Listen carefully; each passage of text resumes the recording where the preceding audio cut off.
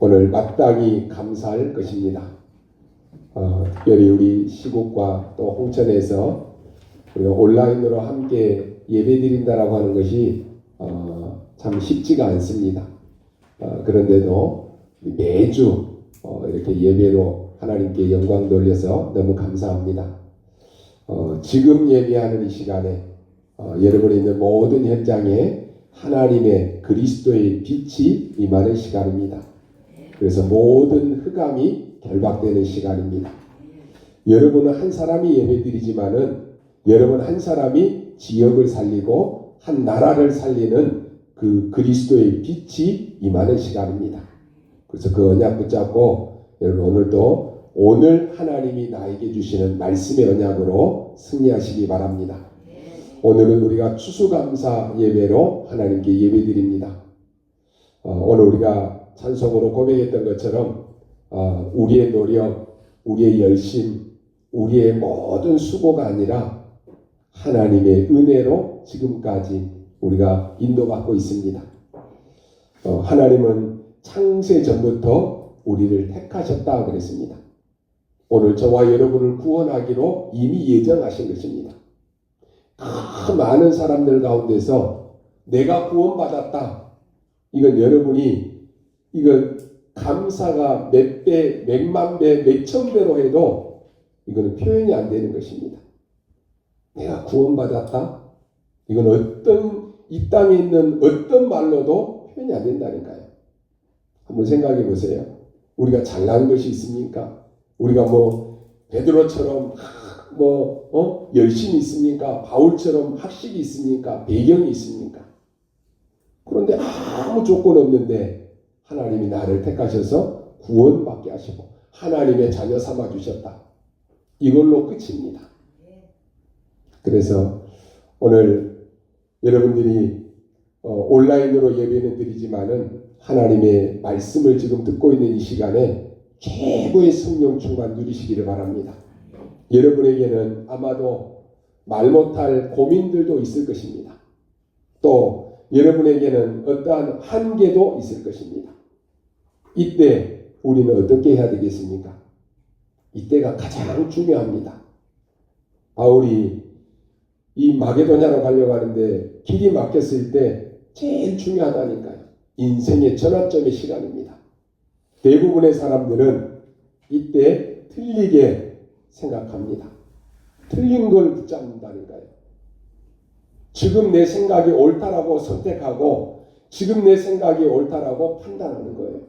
근데 시간 지나고 나면 그게 그렇습니까? 그때 내가 잘못 판단했네? 잘못 선택했네? 그런 경우가 많아요. 그렇다면 오늘 우리는 찾아내야 됩니다. 여러분은 내일부터 또 현장에 나가야 됩니다.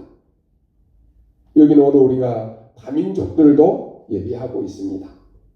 무엇을 여러분이 가지고 가야 되겠습니까? 굉장히 중요합니다. 또 우리에게는 알게 모르게 한계에 부딪힌다니까요. 아니면 한계에 지금 와 있을 수도 있습니다. 만간 내 열심으로 열심히 살다 보니까 인생에 한계가 오는 사람들 많습니다. 이때 대부분 질문하기를 어떻게 해야 되느냐라고 묻습니다. 오늘 여러분이 이것을 해결하고 답을 갖고 가시기 바랍니다. 어떻게 해야 됩니까? 이 질문은 마치요 부모가 있는 아이가 부모님을 보고 엄마 내일 아침에 나 밥 줘요? 라고 하는 질문과 똑같은 것이에요. 이 질문은요 어떻게 해야 되지요? 부모가 없는 고아가 해야 될 질문입니다. 내일 아침에 뭐 먹겠지? 아침밥 뭐 먹지? 부모가 없는 아이들은 질문해야 되고 고민해야 되잖아요. 엄마가 있는 아이는 아침에 눈 뜨면 엄마가 아침밥 차려놨다니까요. 질문할 이유가 없는 거예요. 고민할 이유가 없는 것입니다.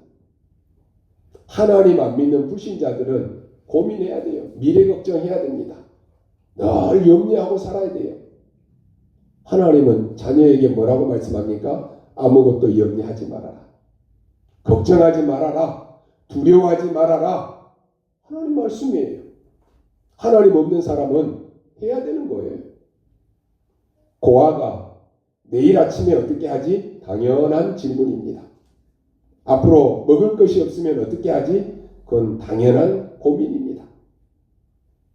엄마가 있는 아이들은 밥을 다 해주고 다 해주기 때문에 걱정할 이유가 없는 거예요. 엄마가 아침에 밥 줄 것인가? 그 고민할 이유가 없다니까요. 만약에 엄마가 있는데도 그런 아이가 있다라고 하면은 이건 뭔가 이상한 거죠. 병원에 가야 되는 것이에요. 근데 우리가 신앙생활도 지금 이렇게 하고 있다라고 하는 것입니다.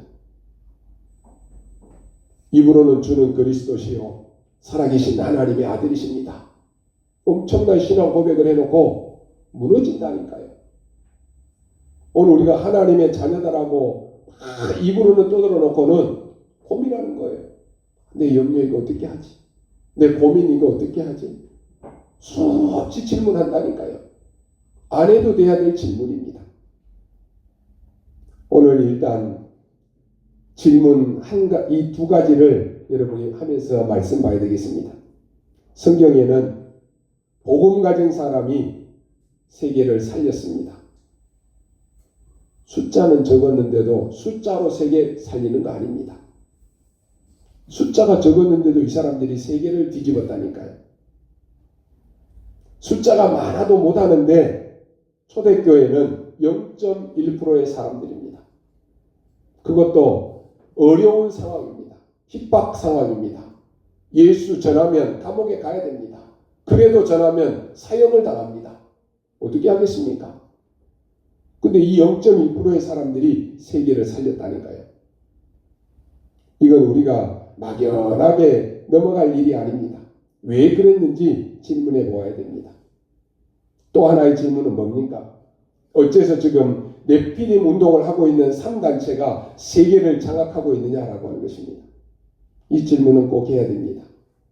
여러분이 지금 가지고 있는 휴대폰들 이거 만들어낸 사람들이 3단체 사람들입니다. 앞으로 모든 정보, 모든 경제가 휴대폰에 다 담기게 되어 있는 거예요.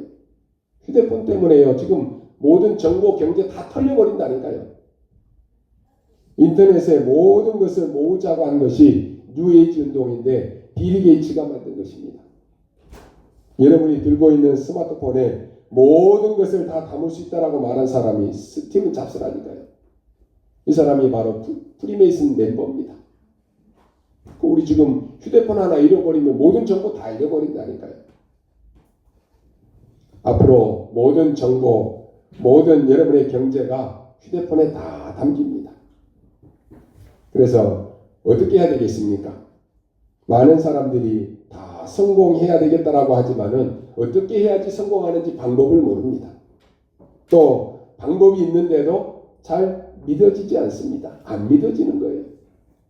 그게 뭡니까? 오늘 여러분이 답을 찾고 가셔야 됩니다. 오늘 추수감사절인데 이것을 줄여서 말하면 수장절이라고도 말합니다. 수장절은 곡식을 거두어서 창고에 저장했다라고 하는 뜻입니다. 그런데 이게 아닙니다. 여러분이 정확한 언약을 잡는 날로부터 응답은 시작됩니다. 여러분이 틀린 언약을 잡는다. 그날로부터 여러분 손해가 오는 거예요. 그러나 정확한 언약을 잡는 그 시간부터 역사는 시작됩니다. 수장절이 뭡니까? 여러분은 천국 백성이기 때문에 여러분의 배경은 보좌다 그 말입니다. 그래서 보좌에서 내리는 능력으로 살아가라 라고 하는 말입니다. 이걸 오늘 우리가 찾아내야 되는 것이에요. 그러면 미래 걱정은 아무것도 안 해도 됩니까? 오늘 여러분이 보호자의 능력을 누리고 있으면 여러분이 생각하는 것보다 100배로, 1000배로, 10,000배로 하나님의 계획이 나타나는 것입니다. 안 믿어지시겠지만은요, 여러분 믿으시기 바랍니다. 대부분 안 믿는다니까요. 말씀을 수없이 듣는데도 머리로는 아는데 가슴으로 안 믿어지는 거예요. 부모 없는 아이들이 부모를 기다리면 부모는 안 옵니다. 엄마가 있는 아이들은 엄마를 기다리면 엄마가 오는 거예요. 구원 못 받은 사람은 기다릴 수가 없습니다. 굉장히 중요한 말이지요. 근데 기독교인이 이 응답을 제대로 누리는 사람이 별로 없다라고 하는 것이, 성경에는 제일 중요한데 가장 가치 없이 보이는 사람들이 너무 많습니다. 성경에 예수님은 기다리라 그랬습니다. 그러면 세계 땅 끝까지 갈 만한 능력을 네게 주겠다라고 약속이 있습니다. 여러분이 걱정하는 것하고 그 능력하고는 비교가 안 되는 것입니다. 내가 앞으로 어떻게 되겠습니까? 이 능력을 누리면 하나님이 세계를 바꿀 응답을 주시겠다라고 약속이 있습니다. 우리는 그걸 붙잡아야 되는 것이, 한 명만 예를 들어보겠습니다. 요셉이 노예로 갔습니다. 그런데 거기에서 하나님의 나라 보호자의 능력을 누리면서 기다리는 것입니다. 생각지도 못한 그런 사람들이, 상상도 못하는 그런 응답들이 왔습니다. 여러분 아시지 않습니까? 그래서 오늘 추수감사절, 이 수장절, 이 답을 여러분 얻고 가셔야 됩니다. 놀랍게도 우리 기독교인들, 세계교회가 지금 문을 닫고 있다니까요. 기독교인들 숫자가 점점 줄어들어가고 있어요. 왜 그렇습니까? 안 중요한 언약만 딱 붙잡고요, 중요한 언약은 싹 다 놓쳐버리는 거예요. 하나도 안 중요한 것을 그렇게 열심히 붙잡고 있고, 정말로 붙잡아야 될 중요한 것들은 다 빼버렸다는 거예요. 그래서 지금 유럽교회, 미국교회처럼 다 문 닫고 있습니다. 성도들의 믿음은 하나도 없어요. 종교생활하는 사람 많습니다.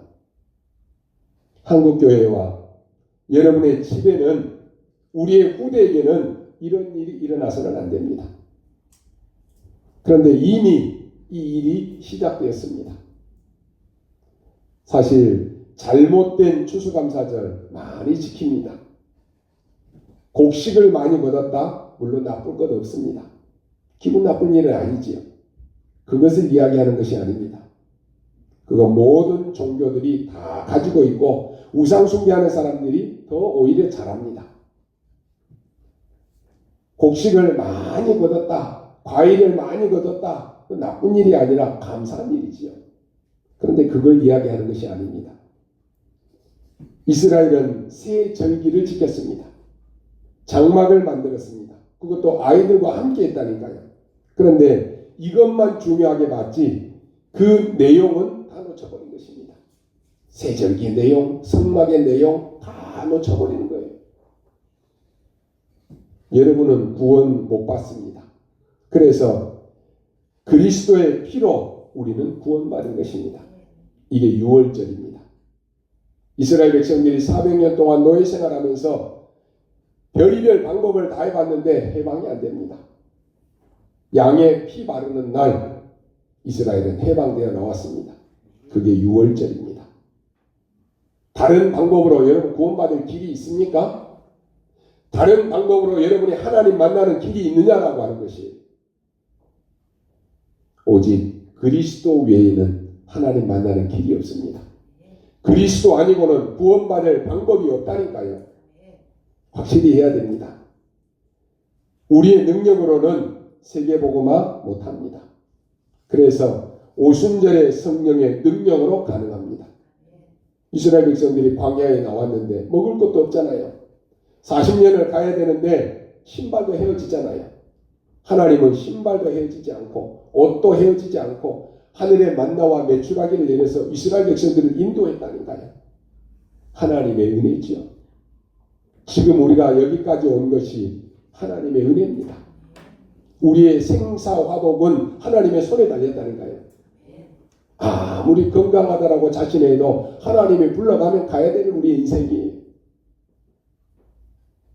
아무리 지금 죽을 병에 걸렸어도 하나님의 사명이 남아있다, 그 사람은 사는 거예요. 우리가 하루를 살아도 인생이고 99세를 살아도 인생입니다. 근데 우리가 남은 생이 하나님의 은혜 속에서 있어야 되는 것이에요. 날마다 하나님이 부어주시는 새 은혜 속에 있어야 됩니다. 그게 오순절의 성령의 능력으로 가능합니다. 여러분의 실력으로는 미래 보장 못합니다. 그래서 이 보호자의 능력인 수장절로 가능합니다. 여기 속으면 안 되는 것이, 문제는 그 훌륭하고 똑똑한 유대인들이 이걸 놓쳐버린 것입니다. 바울이 뭐라고 말하는지 압니까? 이 사람이 제대로 깨달았는데요, 바울이 세계복음화를 한 것입니다.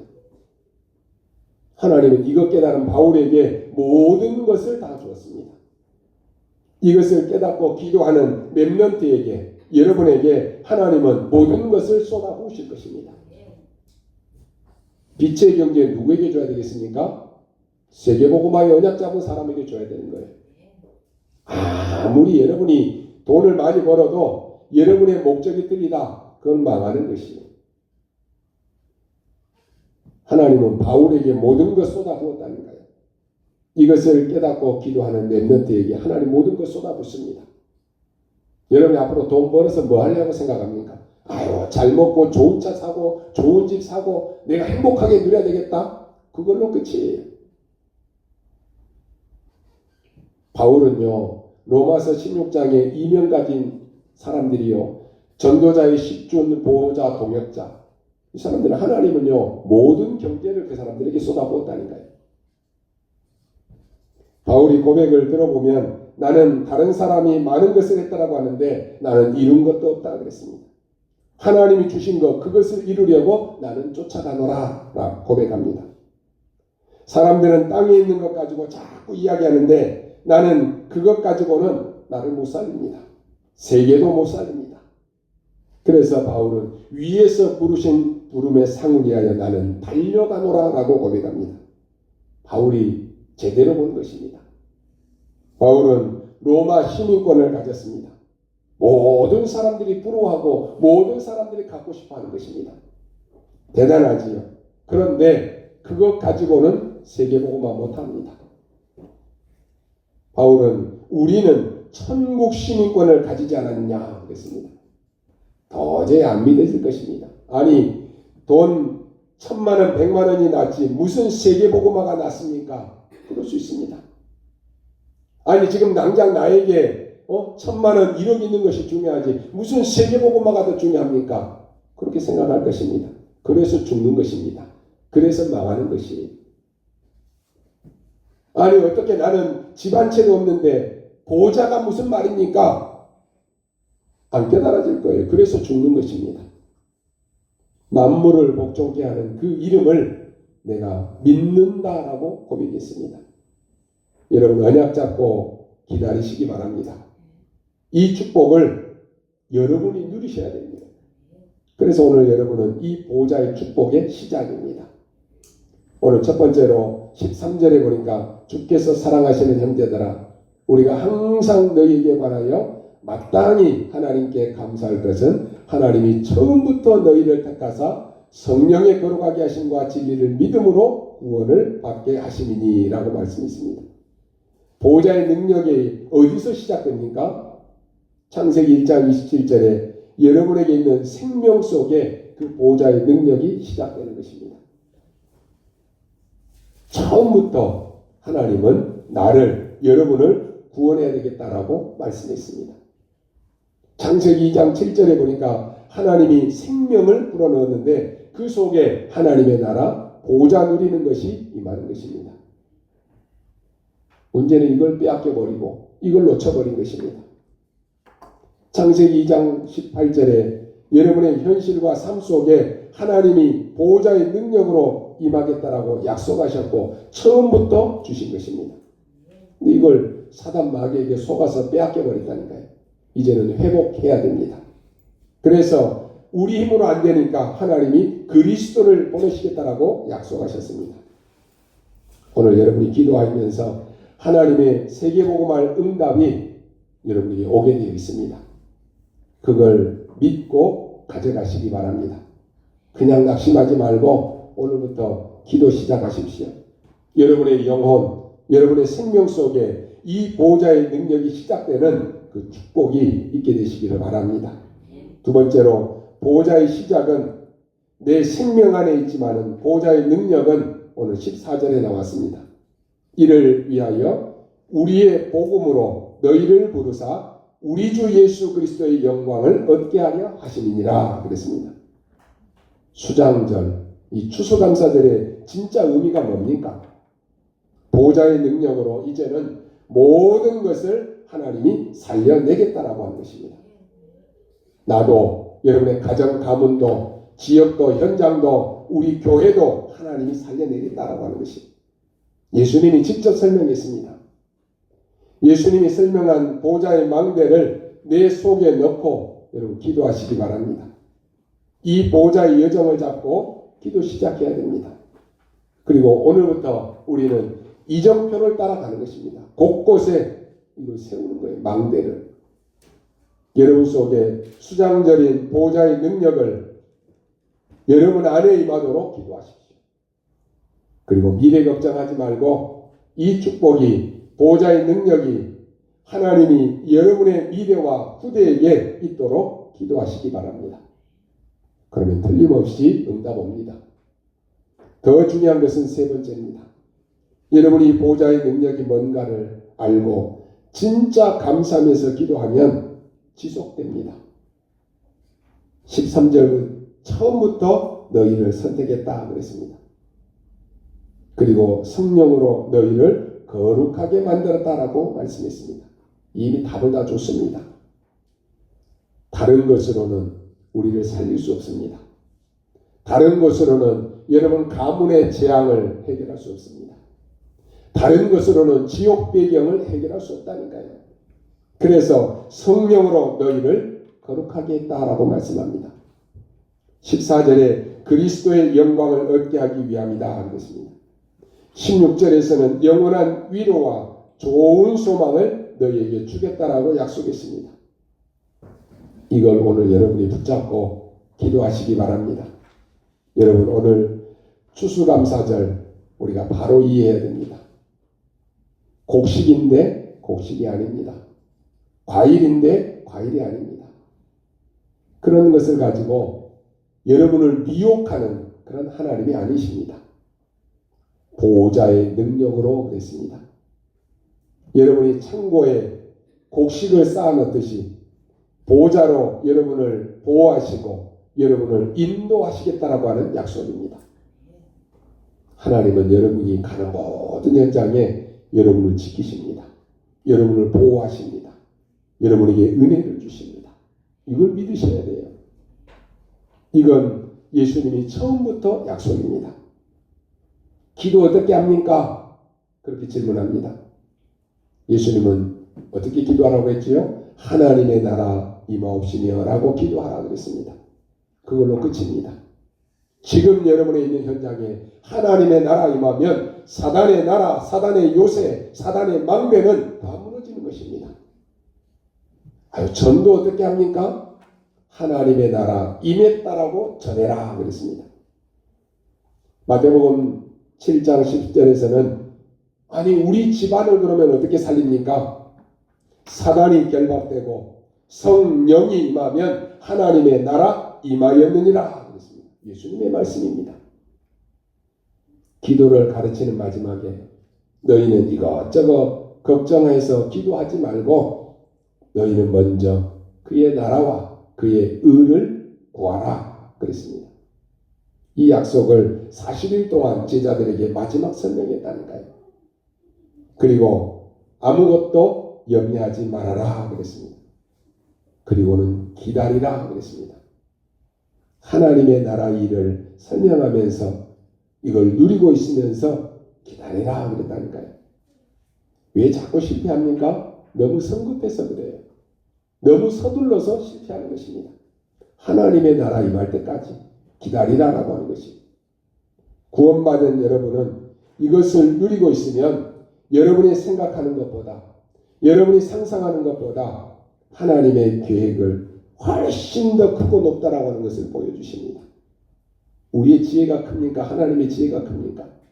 우리가 생각하는 수준이 더 높습니까? 하나님의 것이 더 높습니까?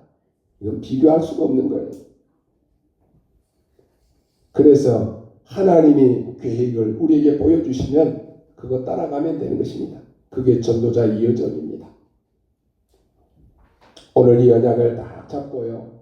이 말을 알아들은 제자가 나왔는데 그게 누구냐? 바울입니다. 그래서 사도행전 19장에 중요한데 바울이 3차 전도 여행을 다 마치고 로마로 가기 전에 하나님의 나라에 대해서 담대히 석 달 동안 설명했다 그랬습니다. 결론으로 말씀드립니다. 구원받은 자, 여러분의 길은 아무도 막지 못합니다. 복음은 아무도 막을 수 없어요. 사단은 여러분에게 자꾸만 여러분을 흔들고 속이려고 불안을 던져줄 것입니다. 염려, 걱정거리를 던져줄 것입니다. 한 번쯤 여러분 다 염려, 걱정해 보셨죠? 하루 온종일 염려하고 걱정하면 뒷날 아침 되면 문제가 해결됩니까? 그 염려거리는 더 커져 있어요. 그 불안은 더 커집니다. 그럼 우리는 어떻게 하면 돼요? 너희 염려를 하나님께 다 맡기고 하나님 앞에 기도하라 그랬어요. 우리는 머리로는 다 아는데 기도는 안 돼요. 염려는 잘하는데 기도가 안 된다니까요. 하나님은 우리에게 너희 염려 다 주께 맡겨버리라 그랬습니다. 여러분 걱정하지 마십시오. 하나님은 여러분을 지키십니다. 구원받은 여러분의 안고 일어서는 것 하나님이 아신다 그랬습니다. 우리의 생각도 하나님이 아신다 그랬습니다. 전혀 눈에 보이지 않지만 완벽하게 영으로 역사하셔서 보호자의 축복으로 여러분을 지키십니다. 이걸 계속 누리고 기도하고 있으면 여러분의 학업에, 여러분의 산업에 전무후무한 응답이 딱 오는 것입니다. 우리는 그거 따라가면 되는 것이, 우리가 기도하는 중에 우리는 237 나라 5천 종족을 알게 하셨습니다. 우리는 그거 따라가면 됩니다. 한 번도 우리는 237 나라도 제대로 본 적도 없고 5천 종족이 어떤 종족인지도 알 수도 없어요. 우리 WRC에서 잠깐 몇 나라 나오는데도 생소해서 그 글을 읽고도 그 나라 이름을 읽을 수가 없을 정도 그런 나라도 많아요. 그런 나라에 우리가 어떻게 복음 전합니까? 우리 힘으로는 할 수 없어요. 보호자의 능력으로. 우리는 하나님이 주시는 그 능력 따라서 가면 되는 것입니다. 그리고 세 가지 뜰을 놓고 기도하면서 따라가면 됩니다. 왜요? 앞으로 교회는 237 다민족 몰려오게 되어 있습니다. 병든 자 몰려오게 되어 있다니까요. 렘넌트들이 지금 이제는 교회를 다 떠나고 있다니까요. 렘넌트들이 교회 와서 영적 서비스로 설 수 있도록 이걸 놓고 기도해야 됩니다. 답은 나왔습니다. 성경에 아주 중요한 약속인데 이 언약을 누리면 지금 어떤 일이 일어나느냐 이걸 믿으셔야 됩니다. 지금 어떤 일이 벌어집니까? 출애굽기 14장 19절에 보니까 주의 사자가 모세 앞에 서서 그랬습니다. 여러분의 가는 현장에 하나님은 눈에 보이지 않지만 주의 사자를 앞서 보내셔서 여러분을 지키시고 보호하십니다. 믿으시기 바랍니다. 그리고 주의 사자가 모세 뒤에서 그랬습니다. 위급한 상황에 놓여가지고 하나님 앞에 기도하고 있을 때 히스기야 왕이 이렇게 고백합니다. 하나님은 그날 밤에 주의 천사를 보내사 아수르 군사 18만 5천 명의 군사를 그날 밤에 멸해버린 것입니다. 언제요? 기도하는 그 시간에. 여러분이 기도하는 것 아무것도 아닌 것처럼 보이죠? 시공간 초월이라고 하는 거에 안 믿어지죠? 저는 믿습니다. 그래서 저는 여기서 기도할 때 시국에 하나님이 역사할 것을 믿습니다. 그래서요, 우리 지금 유태순 집사님, 김연옥 집사님, 우리 이인지 렘넌트 그 현장에 하나님이 지금 역사해달라고 하나님이 모세 앞서 보낸 주의 천사를 보내시고 모세 뒤에서 지키신 그 주의 천사를 보내시라고. 제가 지금 기도하는데 홍천에 우리 김건희 성도님 혼자인 것처럼 보이지만 하나님은 주의 천군 천사를 지키시고 보호하십니다. 그래서 낙심하지 말고 염려하지 말라고 하는 것입니다. 언약 딱 붙잡고 승리하십시오. 기도하는 그 시간에 하나님이 아수르 군사 18만 5천 명을 불러가 버렸다니까요. 여러분 하루에 이게 18만 5천 명을 불러간 게 이게 가능이나 합니까? 근데 하나님이 하셨다니까요. 지금 여러분이 기도하는데 이런 일이 벌어집니다. 그래서 시국과 홍천에서 지역에서 흩어져 있는 성도들이 교회를 위해서도 기도하라는 거예요. 주의 종을 위해서도 기도하라는 거예요. 하나님은 여러분의 기도를 들으시고 시공간 초월해서 역사하십니다. 새 청년이 불 가운데 들어갔는데 3명이 들어갔는데 4명이 왔다 갔다 하는 것입니다. 나오라고 하니까 나왔는데 3명이 나옵니다. 그럼 1명이 뭡니까? 이게 비밀입니다. 다니엘이 사자굴 속에 들어갔는데 안 죽었다니까요. 다니엘이 뭐라고 고백합니까? 어젯밤에 여호와의 천사가 사자의 입을 봉하셨으므로 나를 해하지 못했다 그랬습니다. 아니 굶주린 사자가요. 이게 그 군인을 떨어뜨리니까 떨어지기도 전에 잡아먹어 버렸다니까요. 근데 이 다니엘이 사자굴 속에 들어갔는데 하나님이 주의 사자를 보내셔서 이 사자들의 입을 봉해버렸다니까요. 그러니 여러분이 해칠 수가 없습니다. 철로역정에 보면요. 순례자가 가는데 무서운 사자가 양 옆에서 막 으르렁거리는 거예요. 순간 놀라겠죠. 당황하겠죠. 두려움이 오겠죠. 가만히 정신 차리고 보니까 이 사자의 발에 쇠사슬이 딱 묶여있는 거예요. 아무리 으르렁거리고 막 달라들어서 잡아먹으려고 하는데도 쇠사슬이 묶여있으니까 접근이 안 되는 거예요. 여러분에게 사단 마귀는 우는 사자처럼 여러분에게 위협을 주고 불안을 주고 염려를 줘서 내가 마치 무너지겠다 망하겠다라고 생각하는데 하나님은 여러분을 지키시는 것이에요. 하나님이 여러분을 보호하시는데 누가 여러분을 해야 할 자 있겠습니까? 아무도 여러분을 건드릴 수 없는 거예요. 예수님이 승천하실 때 흰옷 입은 천사들이 갈릴리 사람들아 그랬습니다. 네가 무엇을 쳐다보느냐 너희들이 본 그대로 다시 오리라라고 말씀합니다. 베드로가 옥에 갇혀 죽게 되었을 때 하나님은 그날 밤에 주의 사자를 보내서 이 베드로를 옥에 갇히게 했던 헤로드 왕을 불러가 버렸어요. 뭘로 불러갔냐? 충이 먹으니 죽었더라 그랬어요. 하나님은요 벌레 한 마리를 가지고도 헤로드 왕을 불러가 버린다니까요. 믿으시기 바랍니다. 바울이 위기 중에 항의하는데 성경은 이렇게 기록합니다. 어젯밤에 여호와의 사자가 내 곁에 서서 말했다. 바울아 두려워하지 말라. 네가 가이사 앞에 서야 하리라. 바울은 가이사 앞에 서서 복음 전해야 될 사명이 있는 거예요. 오늘 여러분 추수감사절이 뭔지를 확실히 알고 붙잡고 기도하시기 바랍니다. 4가지 감사라고 하는 이 말이 있습니다. 첫 번째 감사가 뭡니까? 그러니까 감사입니다. 감사가 이유가 있는 감사지요. 두 번째 감사는 뭡니까? 그럼에도 감사합니다. 감사가 이유가 없는데도 감사하라고 하는 것이 감사할 이유가 있어서 감사하는 건 당연한 거잖아요. 감사할 이유가 없는데 감사하는 거예요. 그럼에도 감사. 세 번째는 뭡니까? 그럴수록 감사합니다. 감사할 이유가 없을 뿐만 아니라 이것이 계속되는 상황 속에서도 감사하라고 하는 것이 마지막 4번째는 그것까지 감사합니다. 내가 수용할 수 있는 없는 것까지 감사할 수 있는 수준이 되라라고 하는 것이 하나님의 자녀의 삶은 그것까지에 감사합니다. 사도 바울은 데살로니가전서 5장 16절 18절에 이렇게 성경적 감사의 삶을 정의합니다. 항상 기뻐하라. 쉬지 말고 기도하라. 범사에 감사하라. 이것이 그리스도 예수 안에서 너희를 향하신 하나님의 뜻이니라.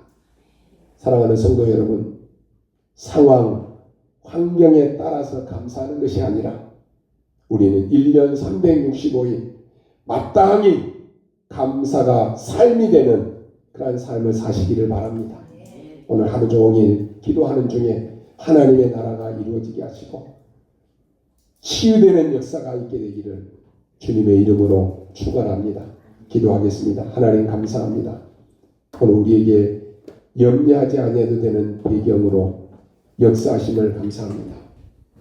우리의 계획보다 더 좋은 하나님의 계획으로 역사하시니 감사합니다. 모든 것이 하나님의 은혜요 모든 것이 하나님께 영광 돌려드립니다. 지금 예배하는 사랑하는 우리 모든 성도들이 있는 현장에 하나님의 나라 이루어지게 하시고 이번 한 주간 마땅히 감사할 것을 찾아 하나님 앞에 감사하며 그것까지도 감사하는 우리 성도들이 되게 하여 주옵소서. 감사드리오며 살아계신 우리 구주 예수 그리스도 이름으로 기도하옵나이다. 아멘.